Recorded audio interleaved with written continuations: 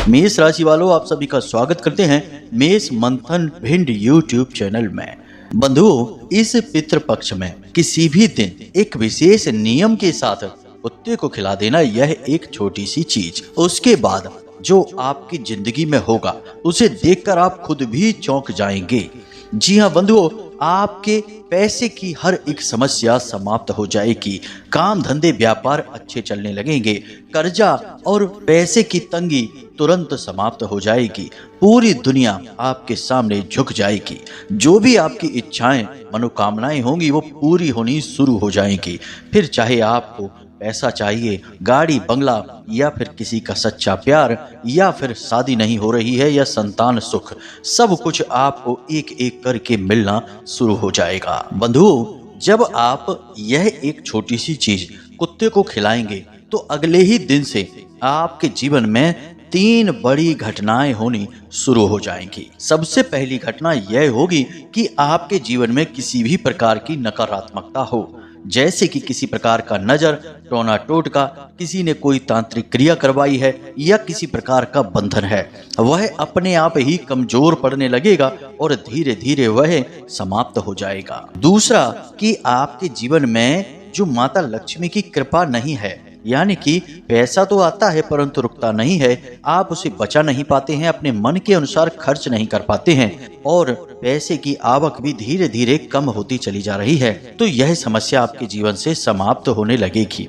स्वयं महादेवी महालक्ष्मी की आपको पूरी कृपा और आशीर्वाद प्राप्त होना शुरू हो जाएगा। और तीसरा, कि आपके पितृ देवता आपसे पूरी तरह से संतुष्ट हो जाएंगे, तृप्त हो जाएंगे और ऊर्जावान हो जाएंगे। और याद रखना कि जब पितृ देवता संतुष्ट होते हैं, तृप्त होकर आशीर्वाद देते हैं, तो जातक के जीवन में कई प्रकार की खुशियों का आगमन शुरू हो जाता है।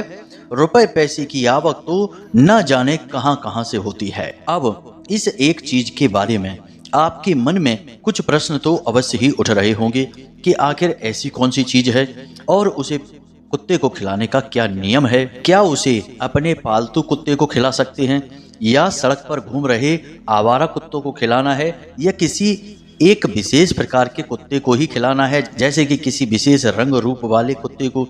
और सबसे बड़ा प्रश्न तो यह आपके मन में उठ रहा है कि आखिर प्रमाण क्या है कि इस एक चीज को कुत्ते को खिलाने के बाद जीवन में कोई सकारात्मक बदलाव आएगा, क्योंकि आपने इससे पहले कई छोटे बड़े उपाय कर रखे हैं जिनका आपको कुछ खास लाभ प्राप्त हो नहीं पाया है।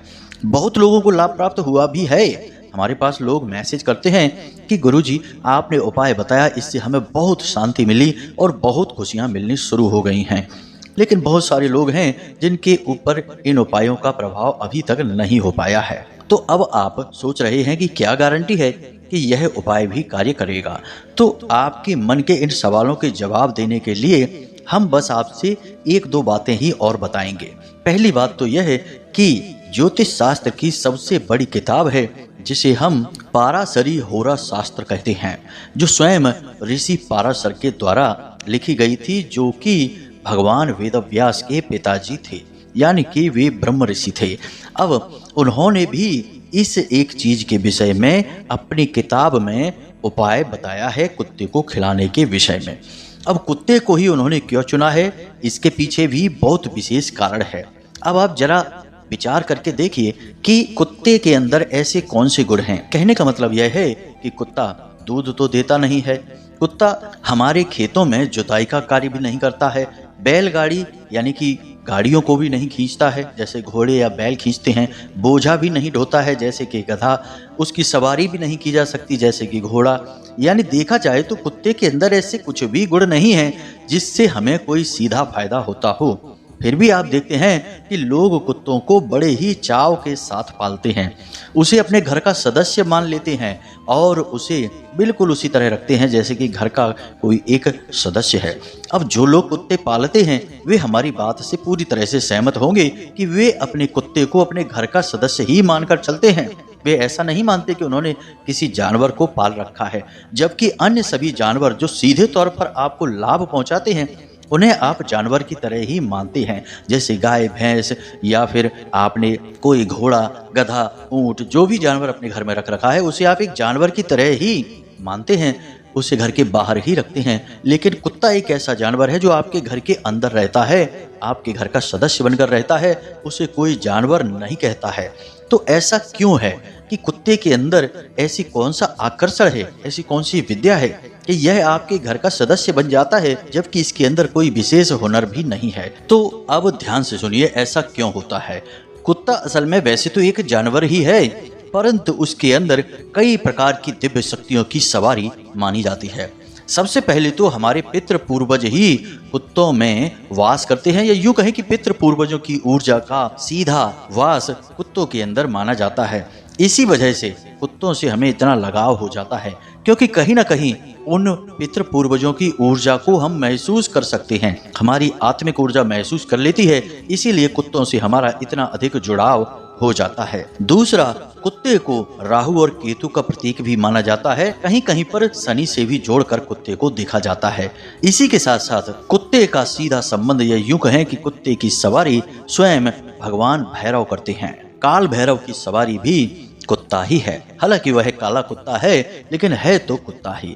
तो कहने का मतलब यह है कि कुत्ते के अंदर कई दिव्य गुण होते हैं, और इन्हीं दिव्य गुणों की वजह से हम कुत्ते की ओर आकर्षित हो जाते हैं और उसे पालकर अपने घर का सदस्य मानने लगते हैं। जो बातें हम आपको यहाँ बता रहे हैं वे आपके जीवन से जुड़ी हुई हैं, व्यवहारिक बातें हैं। हम यहाँ पर कोई भी हवाई या कोरी काल्पनिक बातें नहीं बता रहे हैं। अब इन सब बातों को बताने के पीछे हमारा मकसद यही है कि आपको सारा विषय अच्छी तरह से समझ में आ जाए, कहीं कोई भूल चूक कमी ना रह जाए। क्योंकि होता यही है कि हमने आपको कोई उपाय दिया और आपने उसे ठीक से नहीं समझा और उसे अपने जीवन में कर तो लिया, परंतु उसका आपको ठीक से लाभ ही प्राप्त नहीं हो पाया।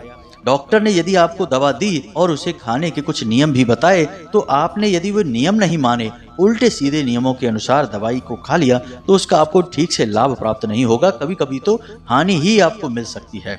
तो इसीलिए हम आपको सारी बातें विस्तार से समझाते हैं, पूरे विषय को अच्छी तरह से स्पष्ट करके आपके सामने रख देते हैं, ताकि आप सारी बातों को गहराई से समझें। जब आप समझेंगे तभी तो आप उसे उपयोग कर पाएंगे। अब एक खास बात, इस कार्यक्रम को बनाने के लिए हमने बहुत खोजबीन की है, रिसर्च की है, मेहनत की है, और यह कार्यक्रम आपके लिए बिल्कुल समय के अनुकूल है। यानी आज जब आप इसे देख रहे हैं तो कल ही आप इस जानकारी का प्रयोग करके परसों से ही अपने जीवन में बदलाव होते हुए देख सकते हैं। यानी कि बंधुओं, वह कहावत तो आपने सुनी ही होगी कि हाथ कंगन को आरसी क्या, पढ़े लिखे को फारसी क्या। यानी प्रत्यक्ष को प्रमाण की कोई आवश्यकता नहीं है। आज हमने आपको बताया, कल ही आप इसका प्रयोग करिए और परसों से ही जीवन में अंतर आते हुए महसूस करिए। बंधुओं, यह बहुत ही शक्तिशाली ज्ञानवर्धक कार्यक्रम है और जीवन में निश्चित तौर पर गारंटी से बदलाव लाने वाला है। अब इस कार्यक्रम को आपको पूरा अवश्य देखना ही होगा। यदि आप इस कार्यक्रम को पूरा देखेंगे तो ही हमारी मेहनत सफल होगी, माता रानी के प्रति हमारी भक्ति सफल होगी, क्योंकि हम हर एक कार्यक्रम को माता रानी को समर्पित करके ही आपके समक्ष लेकर आते हैं। साथ ही साथ बंधु, जब आपके जीवन में खुशियां आएंगी तो हमें बहुत ही खुशी होगी। ऐसा लगेगा जैसे कि हमारा हर एक प्रयास माता रानी को प्रसन्न करने का सफल हो चुका है।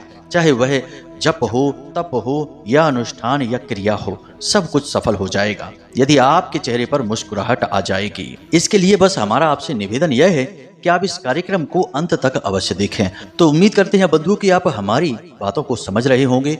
अब इस कार्यक्रम को आप अंत तक देखेंगे, हमारे साथ बने रहेंगे। तो चलिए बंधुओं, बड़े ही भाव और प्रेम के साथ कार्यक्रम की शुरुआत करते हैं।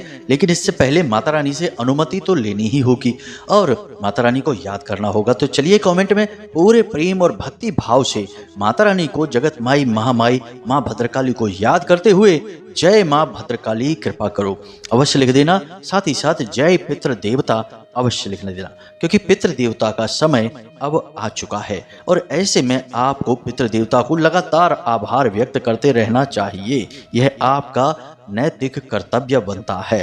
तो चलिए बंधुओं, जल्दी से लिखिए। इसी के साथ साथ आपसे हमारा एक छोटा सा निवेदन और है कि यदि आप इस चैनल कार्यक्रम पर पहली बार आए हैं तो इस चैनल को सब्सक्राइब अवश्य कर लें।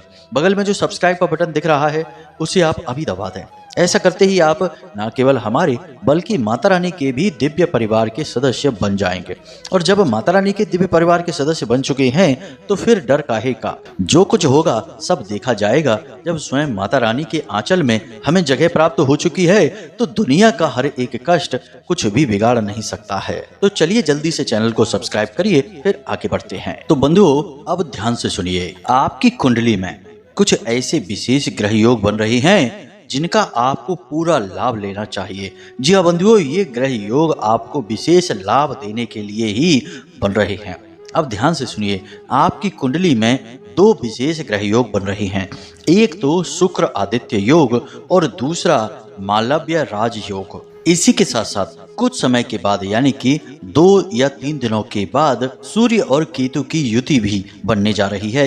इसी के साथ साथ शनि का स्वराशि में शश योग भी बन रहा है। तो इन सब योगों के आपको कुछ विशेष लाभ होंगे। अब इन लाभों को आपको पूरा लेने के लिए कुछ जरूरी कार्य करने आवश्यक हैं। अब सौभाग्य की बात तो यह है कि ये जो शुभ योग बन रहे हैं यानी कि आपके लिए सकारात्मक ग्रह योगों का निर्माण हो रहा है, यह पितृपक्ष की शुरुआत से ही बन रहे हैं। यानी कहने का मतलब यह है कि एक तरफ तो जहां पितृ देवता आपको आशीर्वाद देने के लिए तैयार खड़े हैं, आपके जीवन में खुशियों की बरसात करवाना चाहते हैं, वहीं दूसरी ओर ग्रह नक्षत्रों ने भी अब मन बना लिया है कि आपके जीवन में खुशियां आनी चाहिए। तो एक तरह से अब आप यह कह सकते हैं कि आपके जीवन भर की तपस्या अब सिद्ध होने जा रही है। जो आपने कष्ट सही हैं, जो मेहनत की है, दिन रात आपने जो तकलीफें सही हैं और उन तकलीफों से बाहर निकलने के लिए निरंतर प्रयास किए हैं, शायद अब उन प्रयासों का आपको फल मिलने जा रहा है। लेकिन बंधुओं, एक छोटी सी बात यहाँ पर हम आपको फिर भी कहना चाहते हैं कि जब भी जीवन में अच्छा समय आता है तो उसके साथ साथ उसी के ठीक पीछे बुरा समय भी चला ही आता है। अब यहाँ पर अच्छा समय और बुरा समय दोनों एक ही सिक्के के दो पहलू हैं। तो आप बुरे समय की आहट को भी महसूस अवश्य करिए। हमारा कहने का मतलब यह है कि भूल से भी ऐसी कोई गलती मत कर देना जिससे कि आपका अच्छा समय तो बहुत थोड़े समय तक रुके और चला जाए और फिर बुरा समय आए जो कि लंबे समय तक रुके। क्योंकि आपके जीवन में अक्सर होता ही यही है कि अच्छा समय तो बहुत थोड़े समय के लिए ही आपको प्राप्त होता है। चेहरे पर मुस्कुराहट और खुशियां बहुत छोटे से समय के लिए आपको मिलती हैं, लेकिन परेशानी, तकलीफ, दुख लंबे समय तक आपको सहने पड़ते हैं। कभी कभी तो ऐसा लगता है जैसे कि ये दुख, तकलीफ, कष्ट, मेहनत, तनाव कभी समाप्त ही नहीं होंगे, जीवन के हिस्से बन गए हैं। आपने खूब सुना है कि जीवन एक चक्र है और यहाँ सुख और दुख आते जाते रहते हैं, लेकिन आपके साथ थोड़ी सी स्थिति अजीबोगरीब रहती है और वह यह है कि आपके साथ सुख का चक्र बड़ी जल्दी घूम जाता है, लेकिन दुख का चक्र बहुत धीमी गति से चलता है और बीतता ही नहीं है। तो कहीं ऐसा ना हो कि आपके द्वारा की गई कोई छोटी मोटी गलती ही, अनजाने में की गई गलती ही आपके जीवन में आने वाले खुशियों के पल को दुख और तकलीफ के पल में बदल दे। तो इसके लिए आपको सावधान रहना आवश्यक है। क्या रहेंगी सावधानियां भी हम आगे आपको कार्यक्रम में बताने जा रहे हैं, लेकिन सबसे पहले आपको हम इस एक चीज के बारे में बता देते हैं जिसे आपको कुछ विशेष नियमों के साथ कुत्ते को खिलाना है पितृपक्ष में। अब कब खिलाना है इसका कोई विशेष नियम नहीं है। आप आज इस कार्यक्रम को सुन रहे हैं तो कल से जब पितृपक्ष प्रारंभ हो जाए तभी से आप इसे खिला सकते हैं, या फिर आप 2 दिन बाद भी खिला सकते हैं। यानी पितृपक्ष के पूरे 16 दिन आपके हैं, आप इन 16 दिनों में कभी भी खिला सकते हैं। अब यदि आप मेहनती इंसान हैं, आपके अंदर कामयाबी हासिल करने की दृढ़ इच्छा शक्ति है, ईश्वर को खुश करने के लिए आप किसी भी हद तक जा सकते हैं, तो फिर आप पूरे पितृपक्ष में इस एक चीज को कुत्ते को खिलाते रहें। यानी कि जब भी आप इस कार्यक्रम को सुन रहे हैं, देख रहे हैं, उसके अगले दिन से ही पूरे पितृपक्ष इस एक चीज को कुत्ते को खिलाते रहें।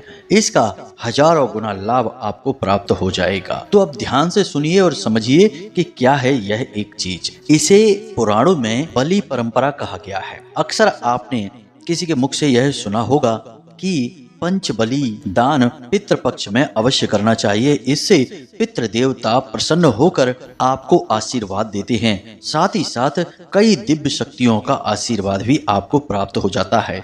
अब यह पंच बलि परंपरा क्या है, इसे आप जरा ध्यान से समझिए। इसी के अंतर्गत कुत्ते को भी खिलाने की प्रक्रिया आती है, तो ध्यान से समझिए। सबसे पहले बलि क्या है इसे समझिए। तो पितृपक्ष में जब हम किसी जीव जंतु को भोजन कराते हैं तो उसे बलि कहा जाता है। केवल पितृपक्ष के समय ही इस भोजन का नाम बलि होता है। और पंच बलि का मतलब होता है 5 प्रकार के जीवों को भोजन कराना।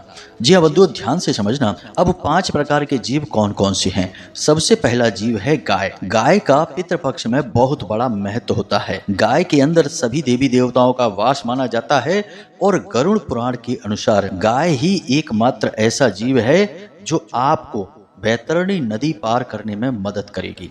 अब वैतरणी नदी क्या है इसे आपने शायद कभी सुना होगा, तो हम आपको बता देते हैं कि जब इंसान की मृत्यु हो जाती है और वह मुक्ति प्राप्ति के लिए मार्ग पर आगे चलता है तो उसे एक नदी पार करनी होती है। अब उस नदी के अंदर भयंकर से भयंकर चीजें होती हैं और उसे पार कर पाना बहुत ही कष्टप्रद होता है। तो जो इंसान गाय को भोजन कराता है, उससे प्रेम करता है, वह उस वैतरणी नदी को गाय की सहायता से आसानी से हंसते हुए पार कर लेता है। और जो दुष्ट होते हैं, जो गायों का सम्मान नहीं करते, भोजन नहीं कराते, उन्हें बड़े ही कष्ट सहने पड़ते हैं और सैकड़ों वर्षों तक उसी नदी में पड़े रहना पड़ता है। तो यह प्रक्रिया है। अब दूसरा बलि है श्वान बलि, यानी कि कुत्ते को भोजन कराना। कैसे कराना है हम यह सब आपको बताएंगे। तीसरा भोजन यानी बलि है काक बलि, यानी कि कौवे को भोजन कराना। और चौथी बलि है देवादि बलि, जिसमें कि अन्य सभी देवी देवताओं को भोजन कराना। और पांचवी बलि है पिपीलिकादि बलि, यानी कि तमाम तरीके के कीट पतंगों और चींटियों को भोजन कराने का नियम। अब यहाँ पर हम 5 प्रकार से भोजन परोस रहे हैं अलग अलग प्रकार के जीव जंतुओं को। और इन सब जीव जंतुओं के माध्यम से, दिव्य शक्तियों के माध्यम से हर एक प्रकार की ऊर्जा संतुष्ट हो जाती है। अब यह कार्य पितृपक्ष में ही क्यों किया जाता है, इसे आप ध्यान से समझिए। पितृपक्ष जो 15 दिन या 16 दिन का होता है, इसे मृत्यु का पक्ष भी कहा जाता है। इसीलिए इस पक्ष में कोई भी धार्मिक मांगलिक कार्य नहीं किए जाते हैं। धार्मिक कार्य तो हो जाते हैं लेकिन मांगलिक कार्य नहीं किए जाते। नया सामान नहीं खरीदा जाता, विवाह मुंडन संस्कार वगैरह नहीं किए जाते हैं। कोई भी मांगलिक कार्य पूजा पाठ का नहीं किया जाता है। छोटे मोटे पूजा पाठ आप कर सकते हैं, कोई बड़ा अनुष्ठान नहीं किया जाता है, क्योंकि यह समय असल में नकारात्मक ऊर्जाओं का समय होता है। इस समय में मृत्यु की ऊर्जाएं पृथ्वी पर भटक रही होती हैं। पितरों के साथ साथ कई प्रकार की प्रेत और कई प्रकार की नकारात्मक ऊर्जाएं भी भटक रही होती हैं। तो ऐसे में जब आप यह पंच बलि दान करते हैं तो हर प्रकार की ऊर्जा आपसे संतुष्ट हो जाती है। यहाँ पर हम सकारात्मक ऊर्जा की बात कर रहे हैं। तो अब यह आपको कैसे करना है, इसे आप ध्यान से समझिए। सबसे पहले पितृपक्ष के किसी भी दिन आप इस क्रिया को करेंगे, उस दिन आपको समय निकालना होगा। अपने काम धंधे नौकरी व्यापार से थोड़ी सी छुट्टी लेनी होगी। अब इसे कैसे करना है, इसे आप अच्छी तरह से समझें। तो आपको सबसे पहले गाय को भोजन कराना है, यानी कि घर में एक रोटी बनानी है। 2-3 रोटियां बनवा सकते हैं, एक ही ना बनवाएं। अब जब रोटी आप बनवाएं तो उस रोटी में जब आटा यानी कि गूंद कर रोटी को बेला जाएगा तो उस रोटी के ऊपर आप एक स्वास्तिक हल्दी से बनवाएं। उसके अंदर थोड़े से काले तिल डालें और लौंग का एक जोड़ा रख के उसे पुनः लोई का रूप दे दें और फिर से बेलकर एक नई रोटी बनाएं। उम्मीद है आप समझ रहे होंगे कि हमने क्या कहा। आपने रोटी बेली, उसके ऊपर स्वास्तिक बनाया, उसके ऊपर काले तिल रखे बीचों बीच में और एक लौंग का जोड़ा रखा और उसे फिर से मोड़कर गोल लोई का या पेड़े का रूप दे दिया और फिर से उसे बेलकर एक रोटी बना दी। इस तरह आप 2-3 रोटियां बना सकती हैं। एक रोटी भी बनाएंगे तो चलेगा। अब आपको यह रोटी गाय को खिलानी है। गाय को रोटी खिलाते समय याद रखें कि इस रोटी को आपको किसी पत्ते में लपेटना है। पत्ता कोई भी हो सकता है, केले का पत्ता हो सकता है। याद रखें कि बरगद का या पीपल का पत्ता ना हो, बाकी किसी भी पेड़ का पत्ता आप लपेटें रोटी को उसके आसपास और गाय को खिला दें। जब आप गाय को खिलाएं तो आपका मुख दक्षिण दिशा की ओर होना चाहिए। अब बिल्कुल ठीक ऐसी ही आपको एक रोटी और बनानी है, लेकिन उस रोटी में आप थोड़ा सा गुड़ और रखेंगे। जी हाँ बंधुओं, यानी एक रोटी आपने गाय के लिए बना ली। अब बिल्कुल इसी प्रक्रिया से एक रोटी कुत्ते के लिए भी बनानी है, लेकिन इस रोटी में आपने थोड़ा सा गुड़ भी रखना है। अब आप इस रोटी को जब कुत्ते को खिलाएंगे तब भी आपका मुख दक्षिण दिशा की ओर होना चाहिए। अब शिव पुराण में लिखा है कि यदि श्राद्ध पक्ष के दौरान दक्षिण दिशा की ओर मुख करके कुत्ते को रोटी खिलाई जाए जिसमें कि गुड़ भी मिलाया हो, हल्दी और लौंग और काले तिल भी मिलाए गए हों, तो वह सीधे पितृ देवताओं का भोजन बन जाता है। तो जब आप कुत्ते को खिला रहे हों तो एक बार यह बात जरूर बोलें। क्या है यह बात? ध्यान से सुने। श्याम और सबल नाम के 2 कुत्ते हैं। मैं इन्हें अन्न का भाग दे रहा हूँ, इन्हें भोजन करवा रहा हूँ। ऐसा आपको इसलिए बोलना है क्योंकि पितरों के जो कुत्ते हैं उनका नाम श्याम और सबल ही है। तो जब आप उनका नाम लेकर उन्हें भोजन देंगे तो यह भोजन सीधे पितृ देवता ग्रहण कर लेंगे। अब आते हैं काक बलि पर। काक बलि के लिए आपको कौए को एक पूड़ी बनवानी है। जी हाँ बंधुओं, पराठे भी बनवा सकते हैं, रोटी ना दें। साधारण सी एक पूड़ी बनवाएं और कुछ मीठा खीर वगैरह भी बनवाएं और उसे अपने घर की छत पर रख दें और कौए के लिए कहें कि हम अपने पितृ देवता को यह भोजन समर्पित कर रहे हैं। अब जैसे ही आप यह बोलेंगे और वहां से चले आएंगे तो निश्चित तौर पर कौए आकर उस भोजन को खाएंगे ही खाएंगे और यह आपके काक बलि का एक विधान पूर्ण हो जाएगा। अब बात करते हैं देव बलि की। तो देवताओं को भोजन देने के लिए आपको एक पत्ता लेना है और उस पत्ते पर थोड़ा सा भीमसेनी कपूर रखना है और आपको अपने घर के पूर्व दिशा की ओर जाना है। घर के अंदर ही रहना है, बाहर नहीं निकलना है। पूर्व दिशा में बैठना है, पूर्व दिशा की ओर ही आपका मुख होगा और आप थोड़ी सी खीर और पूड़ी अपने साथ रखें और पत्ते के ऊपर ही इस कपूर को जला दें और 5 आहुतियां इस मंत्र के उच्चारण के साथ उन्हें समर्पित करें, यानी कि उस अग्नि में डालें। कपूर में छोटी छोटी आहुतियां, यानी कि थोड़ा सा पूड़ी का टुकड़ा और थोड़ी सी खीर, बिल्कुल जरा सी आपको लेनी है और यह मंत्र बोलना है, सर्वदेवताभ्यो नमः, सर्वदेवताभ्यो नमः। इस तरह से आपको बोलना है और इस मंत्र को बोलते हुए 5 आहुतियां आपको उस अग्नि में समर्पित करनी है। कपूर आप ज़्यादा सा रख सकते हैं और कोशिश करें कि जो भी आहुतियां आपने दी हैं वे पूर्ण रूप से भस्म हो जाएं। जी हाँ बंधुओं, भीमसेनी कपूर इसके लिए सर्वोत्तम रहने वाला है। यह देवताओं को भोजन समर्पित हो गया। अब आपको चींटियों को और अन्य कीटों को भोजन कराना है, यानी जिसे हम पिपील का बलि कहते हैं। अब क्या करना है इसके लिए? आपको थोड़ी सी पूड़ी लेनी है। एक पूड़ी ले सकते हैं, उसे छोटे छोटे टुकड़ों में काट लें, तोड़ लें। उसके बाद थोड़ी सी आपको खीर उन सब पूड़ियों पर लगानी है, थोड़ी सी शक्कर डालनी है और किसी ऐसे पेड़ के पास जाना है जहां पर चींटियां हों। बहुत सारे पेड़ ऐसे होते हैं जहां चींटियां खूब घूमती हैं, चींटियों के बिल होते हैं, बांबी होती है, वहां पर आपको इसे रख कर आ जाना है। बस कुछ नहीं कहना है, कुछ नहीं सुनना है, बस रख कर आ जाना है। अब आपने यह पंचबलि का प्रावधान पूरा कर दिया है। इस पंचबलि के प्रावधान में गाय, कुत्ता, कौवा, चींटियां देवताओं को तृप्त करने के बाद आप 5 या 3 ब्राह्मणों को भी भोजन अवश्य करा दें। इतना सा कार्य आपको करना है। इस कार्य को करने के बाद आप देखेंगे कि आपके जीवन में चमत्कारी घटनाएं घटनी शुरू हो जाएंगी।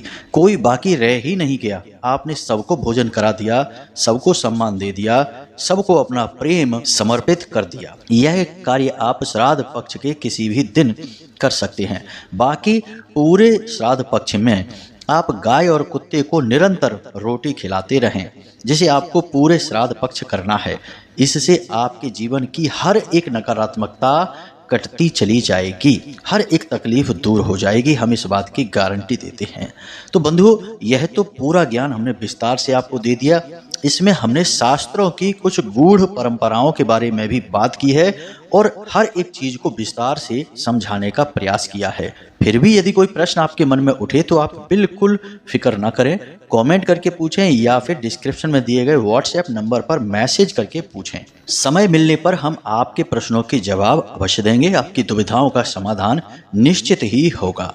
इसी के साथ साथ आज के इस वीडियो कार्यक्रम को विराम देते हैं। हमेशा हंसते रहिए, मुस्कुराते रहिए, सकारात्मक रहिए, माता रानी को अपना आभार व्यक्त अवश्य करते रहिए और दिन में एक बार मंदिर जरूर हो आई है।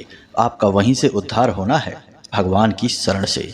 तो मिलते हैं अगले ज्ञानवर्धक कार्यक्रम में, तब तक के लिए धन्यवाद। प्रेम से बोलिए जय माई की, जय माँ भद्रकाली। माता रानी आपका कल्याण करें। धन्यवाद।